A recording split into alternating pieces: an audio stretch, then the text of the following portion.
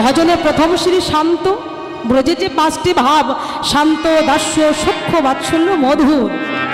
তো তাহলে ব্রজের ভাবটা যেমন শান্ত, তাহলে ভক্তের ভাবটাও শান্ত হতে হবে, নইলে কি হবে বাবা? গৌরধাম হারিয়ে যাবে, হরিবস্তু হারিয়ে যাবে।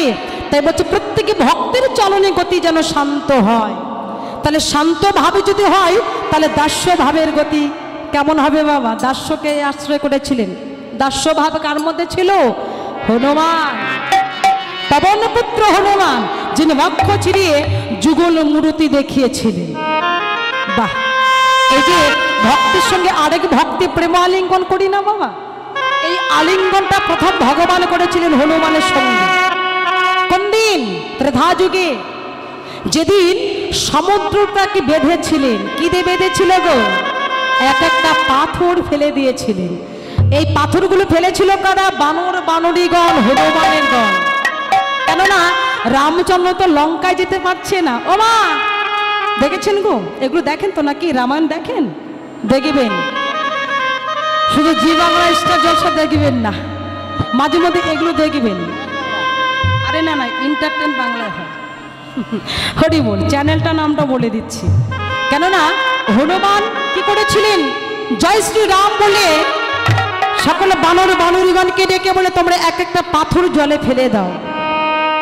পাথরগুলো ফেলছিলেন কেমন করে? এক একটা পাথরের গায়ে লিখেছিলেন কি বাবা? কি গো মা? জয় শ্রী রাম। শুধু তাই নয়, রাম নাম লিখে দিল আর ভেসে গেল।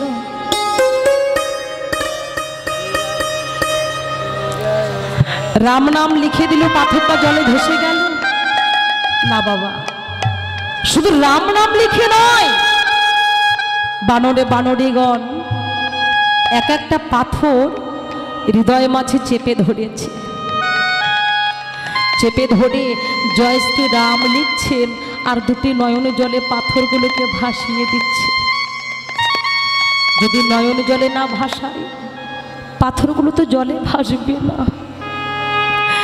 ওই এক একটা পাথর হৃদয় মাঝে চেপে ধরে দুটি নয়ন জলে পাথরগুলোকে ভাসিয়ে নিচ্ছেন। যখন জলে ফেললেন, পাথরগুলো ভেসে গেল। এমনি ভাবে করতে করতে প্রত্যেকটা পাথর ভাসালে সমুদ্র বাধা হয়ে গেল। রাম লক্ষ্মণ পার হয়ে গেল লঙ্কাপুরীতে। যখন চলে গেল বনমাঝি, যখন কুঠিরে আছে, রাম লক্ষ্মণ শুয়ে আছে, মানে ঘুমিয়ে আছে। হঠাৎ করে রামের চিন্তা হলো, পাথর তো কখনো জলে ভাসে না, পাথর তো ভারী, পাথর তো জলে ফেলার সঙ্গে সঙ্গে ডুবে যাবে, কিন্তু পাথরটা জলে ভাসলো কেন? আমি একবার যাব, আমি একবার ওই পাথরগুলো নিয়ে আমি জলে ফেলে পরীক্ষা করে দেখব না সামান্য বানর বানরী হয়ে পশু হয়ে তারা পাথরগুলোকে কি করে ভাসালো, আমাকে জানতে হবে। সবাই যখন ঘুমিয়ে পড়েছে, গভীর রাত্রিতে কি করলেন? রামচন্দ্র ছুটে চলেছে সমুদ্রের তীরে। ও বাবা, ভগবানের প্রিয় ভক্ত হনুমান তিনি জেগে আছে, দেখছেন কি? হঠাৎ করে দেখছেন প্রভু রামচন্দ্র রাতের অন্ধকারে যেন কোথায় যাচ্ছে। হনুমান চিন্তা করলেন, প্রভু তুমি কোথায় চলেছ? আমিও যাব। এবার রামচন্দ্র যাচ্ছেন আগে আগে, আর হনুমান যাচ্ছেন বাবা পিছনে পিছনে। হনুমান লক্ষ্য করলেন, কি প্রভু তুমি সমুদ্রের তীরে যাচ্ছ? ও, আমি এবার বুঝতে পেরেছি, তুমি যাও। এবার প্রভু রামচন্দ্র কি করলেন? ওই সমুদ্রের তীরে গিয়ে একটা পাথর তুলে নিয়েছেন হাতে, আর ওই পাথরটা নিয়ে কি করেছেন? প্রত্যেকটা পাথরের গায়ে যে রাম নাম লেখা আছে, আর ওই পাথরটা নিয়ে বলছে আমি তো নিজে রামচন্দ্র, তাহলে আমার নাম কি আমার পাথরের গায়ে লিখতে হয়? ওই পাথরের গায়ে নামটা না লিখে ওই পাথরটা হাতে নিয়ে জলে ফেলে দিয়েছে, আর যেই না জলে ফেলেছেন অমনি পাথরটা বাবা ডুবে গেছে। প্রভু রামচন্দ্র চমকে উঠলেন, কেউ আমাকে দেখলো না তো? আমি যেখানে এসেছি পাথরটা পরীক্ষা করতে, জলে ফেলে পরীক্ষা করব না, প্রত্যেকটা পাথর জলে ভাসলো, কিন্তু আমার পাথর জলে ভাসলো না কেন? তো এটা যদি পরীক্ষা করতে এসেছি, এটা আমাকে কি দেখতে ফেললো না তো? চারিদিকে ঘুরিয়ে ঘুরিয়ে দেখছেন। দূর থেকে হনুমান ডেকে বলেন, প্রভু তোমার পাথর জলে ভাসলো না। কি করে ভাসবে প্রভু? তুমি বিশ্বাস করতে পারোনি? সামান্য বানরে ওই পাথরগুলো কি করে জলে ভাসালো? তুমি পরীক্ষা করিবার জন্য তুমি সমুদ্রে কূলে এসে পাথর জলে ফেলেছিলে, কিন্তু তোমার পাথরটা ভাসলো না। কি করে ভাসবে দয়াময়? ও প্রভু দেখো তো, যে পাথরগুলো ভাসছেন প্রত্যেকটা পাথরের গায়ে কি লেখা আছে? রাম রাম। তো এই যে শুধু রাম রাম নয় প্রভু, আমরা যখন পাথরটা জলে ফেলছিলাম পাথরটা তো এমনি ভাসেনি প্রভু, ওই পাথরটা হৃদয় মাঝে জড়িয়ে ধরে আমরা দুটি নল জলে পাথরটাকে ভাসিয়ে দিয়েছিলাম, তাই তো পাথর জলে ভেসেছে হৃদয়।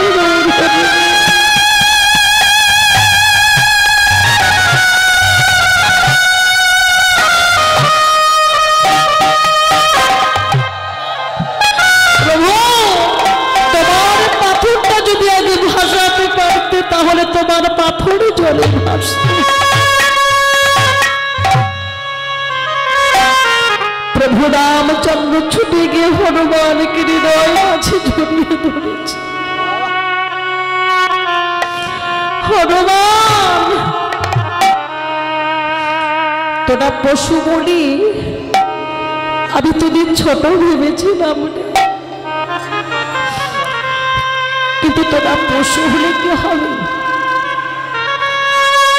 তোরা আকারে পশু, কিন্তু তোদের ভিতর যে প্রেম ভক্তি, যে বিশ্বাস ভালোবাসা একটা মানুষের মাঝে তা নাই। ভগবান যে ভক্ত আমাকে প্রাণীতে ভালোবাসে, আমি যে তাকে বড় ভালোবাসি। ভগবান আর দূরে নয় রে, তোর মতো ভক্তি হৃদয়কে পরশ করে তাপে তোর হৃদয়কে আমি শীতল করতে চাই। প্রভু রামচন্দ্র ছুটে গিয়ে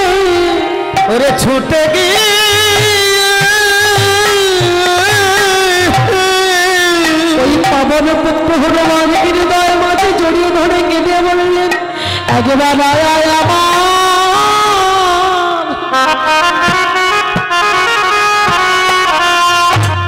আমার বন্ধে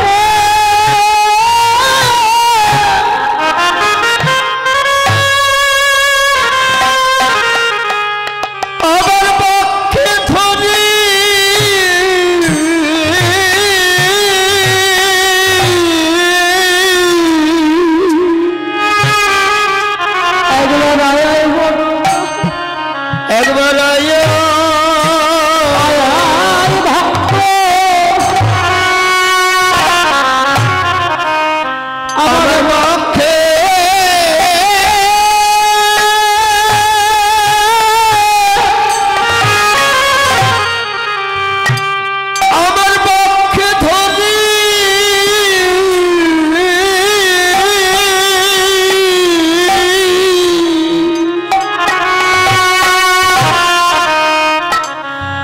একবার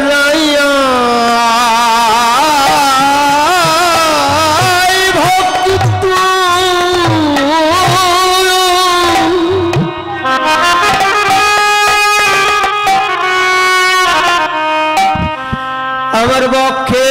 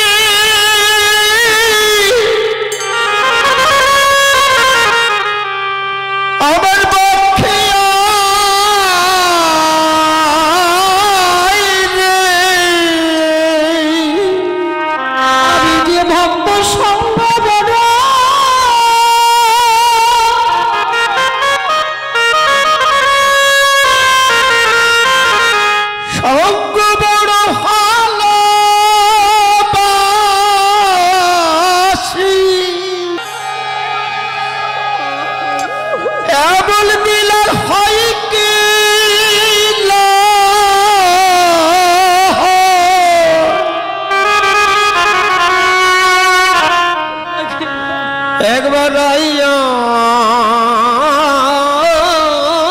ভক্ত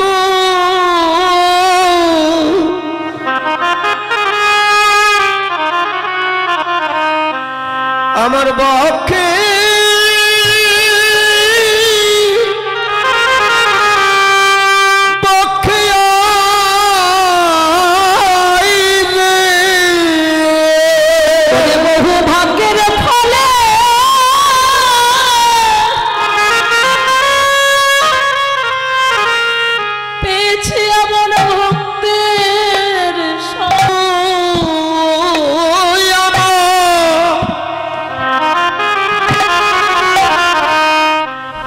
আমার বক্ষে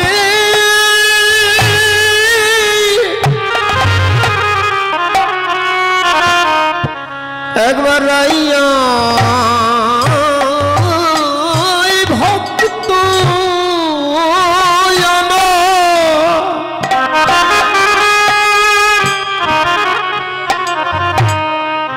আমার বক্ষে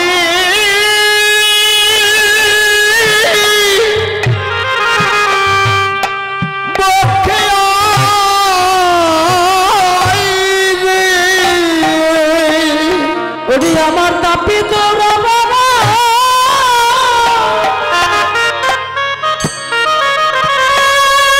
তাপে তো পরাণে শীতল করি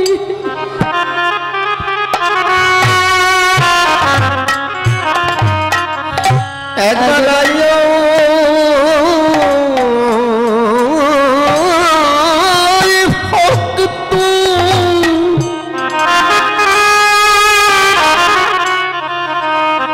আমার বক্ষে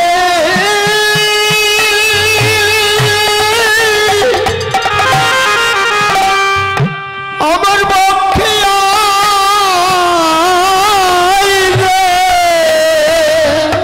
হনুমান হৃদয় মাঝে জড়ি ধরে প্রভু কাঁদছেন হনুমান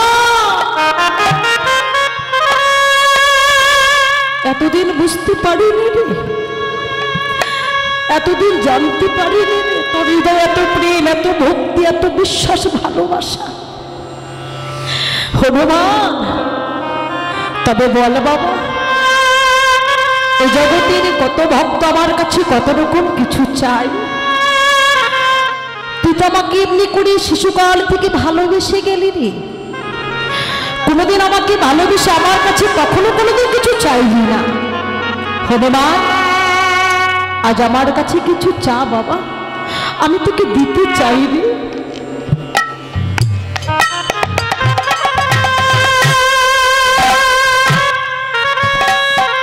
হনুমান ডেকে বললি দয়াময় তুমি চাইতে বলছো কি চাইব তোমার কাছে কি চাইব আমি ওগো দয়াময় যদি তোমার ভক্তকে দিতে হয় তুমি পশু বলে জন্ম দিয়েছ তাতে আমার দুঃখ নাই যদি কখনো জগৎ সংসারের মাঝে আবার কখনো জন্ম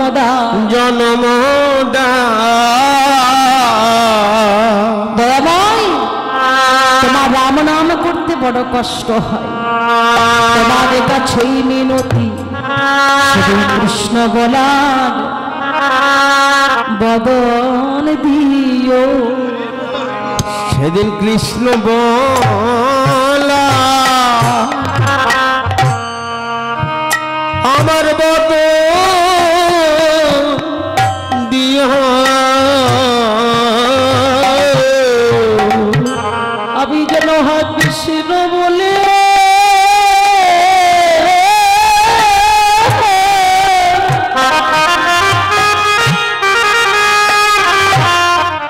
যেন কাঁদিতে পারি আমায় কৃষ্ণ বলা বদল দিও হা কৃষ্ণ বহলে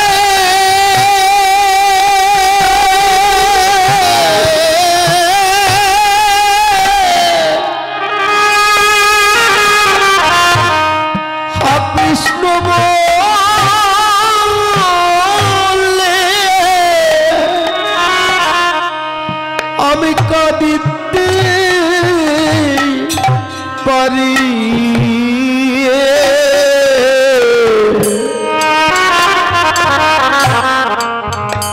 আমার কৃষ্ণ বলা জন দিও প্রভু তোমার এই চরণে আমার এই মিনতি শুধু কৃষ্ণ বলার বদন দিও তোমার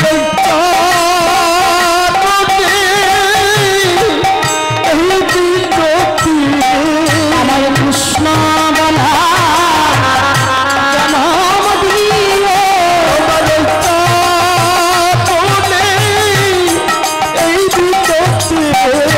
যেন কৃষ্ণ বলে আমি কাঁদিতে পারি আমার কৃষ্ণ কৃষ্ণ বলা বদন দিও বলে কাঁদিতে পারি কৃষ্ণ বলার বদন দিও হরি কৃষ্ণ বলার বদন দিও আমার কৃষ্ণ বলা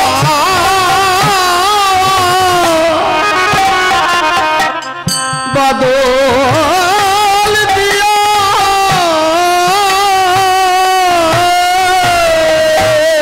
প্রভু রামচন্দ্র সেই যথাযুগী হনুমানের সঙ্গে প্রেম আলিঙ্গন করলেন।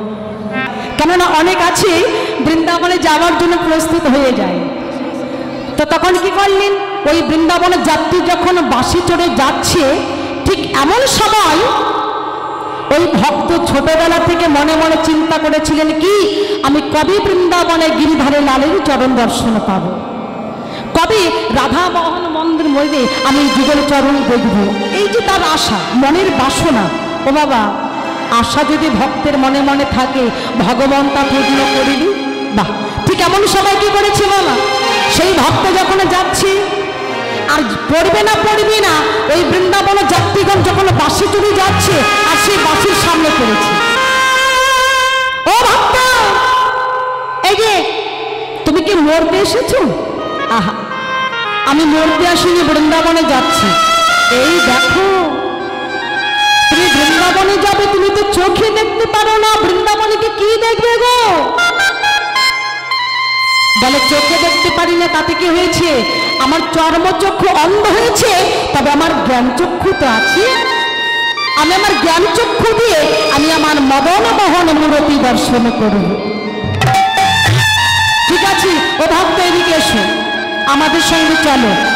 এবার বাসে চড়ে নিয়েছেন, সকল যাত্রীদের সঙ্গে যাচ্ছে। যেতে যেতে বৃন্দাবনে পৌঁছে গেছে। মথুরা বৃন্দাবন যখনই পৌঁছে গেল, ওই ভক্তকে নেমে দিয়ে বলছে, এই যে শোনো ভক্ত, এটা হচ্ছে মদন মোহন মন্দির, তুমি এখানে থাকো, এখানে থেকে তুমি তো বেশি দূরে যেতে পারবে না, তুমি তো অন্ধ, তুমি তো চোখে দেখতে পারো না, তুমি এখানে থাকবে, ঠিক আছে তো? এখান থেকে কোথাও যাবে না, যেন আমরা ঘুরে আসি, তোমাকে আবার নিয়ে যাব। আর ওই যে মদন মোহনের যে পূজারী, যিনি সেবাই, ও বাবা, পুরোহিত আলাদা। পুরোহিত কাকে বলে? মানে যারা বিয়ে পড়ায়, হ্যাঁ তাই তো, বিয়ে পড়ায় তাদের বলে পুরোহিত। আর পূজারী কাদের বলে? যারা দেবতা পূজা করে, দেবী পূজা করে, পূজারী।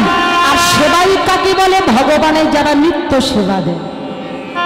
তো ওই যে সেবাই যখন মদন মোহনের সেবা দিয়ে আরতি করিয়ে ভোক্তাকে নিবেদন করে দরজা বন্ধ করে চলে যাচ্ছে, ওই ভক্ত গান দিয়েছে, এই যে শোনো বাবাজি, ইধার আইয়ে। বৃন্দাবনে কিন্তু হিন্দি ভাষা বাবা, বাংলা ভাষা চলে না। इधर आइए जी, कितना बात बताइए। हरि बोल। বলে কেন, কি বলবো জানো? সে তো বাঙালি। বলে শোনো, তুমি আমার মদন মোহনকে বুঝি আজ সাজাতে পারোনি। কি বলছো? বলছো তুমি আমার মদন মোহনকে আজকে সাজাতে পারোনি। আমার মদন মোহনই সাজা ভালো হয়নি। এই যে তুমি অন্ধ না, তুমি চোখে দেখতে পারো না, তুমি বলছো আমার মদন মোহনকে আমি সাজাতে পারিনি। ও এই যে শোনো ভক্ত, আজ যেভাবে সাজিয়েছি এটাই থাকবে, কালকে নতুন করে সাজাবো। দরজা খুলে হাতে 3টি তালি দিয়ে ভক্তকে যখন প্রসাদ হয়ে গেল বাবা, ওই প্রসাদটা ভক্ত সেবা করলেন, ওখানেই বসে আছে। রাত গড়িয়ে সকাল হলো, ওই সেবাই দেশে কি করলেন, মদন মোহনকে স্নান করিয়ে আবার ভোগ লাগাতে গেছেন। এমন সময় দেখে বলছে, ভক্ত গতকালকে মদন মোহনকে এত সুন্দর করে সাজিয়েছি, তবু বলে আমার সাজানো হলো না, আজকে অন্য বেশে আমি সাজাবো, দেখি তুমি কি করে জানতে পারো তুমি কেমন ভক্ত। এবার কি করেছি,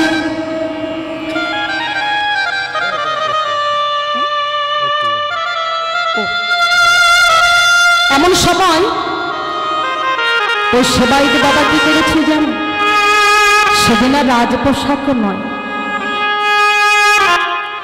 কলার পাতা কেটে কলার পাতা দিয়ে মদন মোহনের জামা করে দিয়েছে, পরনে ধুতি করেছে, মস্তকে মুটু করে দিয়েছেন কলার পাতা দিয়ে। দেখি তো ভক্ত আজকে কি করে জানতে পাই। এবার কি করেছে বাবা, যখন ওই সেবাই মদন মোহনকে কলার পাতা দিয়ে সাজিয়েছেন, ভোগ লাগিয়েছেন, ভোগটাকে নিবেদন করে যখন দরজা বন্ধ করবে, এমন সময় ওই ভক্তকে ডেকে বলছে, ভক্ত তুমি গতকালকে বলেছিলে আমার মদন মোহনকে আমি সাজাতে পারি না, আজকে একবার দেখো তো তার সাজা হয়েছে কিনা। অমনি ভক্ত ডেকে বলছে, কি ও মদন মোহন, আমি না কাঙাল, কাঙালের ঘরে জন্ম নিয়েছিলাম, আমি নেই হতভাগা, আমি নেই অভাগা, আজকে তোমার চরণ দর্শন পাবো বলে আমি বৃন্দাবনে এসেছি। তুমি তো রাজার ছেলে বলে, নন্দ মহারাজ তোমার রাজা, যিনি বৃন্দাবনের রাজা, তুমি তার সন্তান, যা 9 লক্ষ ধেনু আছে, তুমি রাজার ছেলে হয়ে কবে থেকে তুমি আবার ভিখারি হলে গো? তুমি বলবি তুমি কবে থেকে ভিখারি হলে, কবে থেকে কাঙাল হলে? তোমার পরনে একটি পোশাক জোটেনি, পোশাক না পেয়ে তুমি কলার পাতা পরে দাঁড়িয়ে আছো, তোমার লজ্জা করছে না? তোমার যদি এতই অভাব ছিল তাহলে আমাকে বললি না কেন? আমার পরনে বসনটা তো তোমাকে দিয়ে ঢাকতে পারতাম, বলো। সেবাই ছুটে গিয়ে ভক্তকে জড়িয়ে ধরে বলছে, তুমি তো চোখে দেখতে পারো না, তুমি চোখে দেখতে পারো না, গতকালকে আমি তাকে রাজপ্রসাদ দিয়ে সাজিয়ে দিয়েছিলাম বলে তুমি বললে সাজানো হয়নি। তুমি কি করে জানলে আজকে আমার মদন মোহনকে আমি কলার পাতা দিয়ে সাজিয়েছি? ভক্ত কেঁদে বললেন, গো আমার শিশুকাল থেকে মনে বড় বাসনা ছিল, আমি কবে মদন মোহনের যুগল চরণ লাভ করতে পারবো। আমি চর্মচক্ষু দ্বারা দেখতে পাই না, কিন্তু আমার জ্ঞান চক্ষু যে আছে, এই জ্ঞান চক্ষুটাকে দেখেছি আমার মদন মোহন যেন চিরকাল হয়ে গেছে।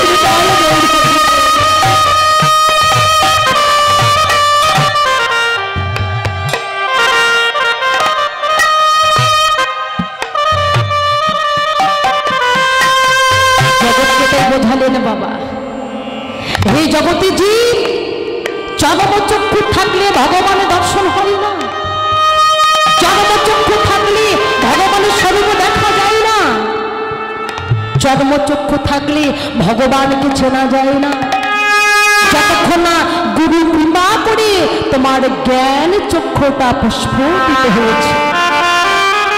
যদি গুরু কৃপা বলে তোমার জ্ঞান চক্ষু একেবারে আলোকিত হয়ে যায়, তবে তুমি মদন মোহন স্বরূপ দর্শন করতে পারবে। তাই গৌর হরি গো।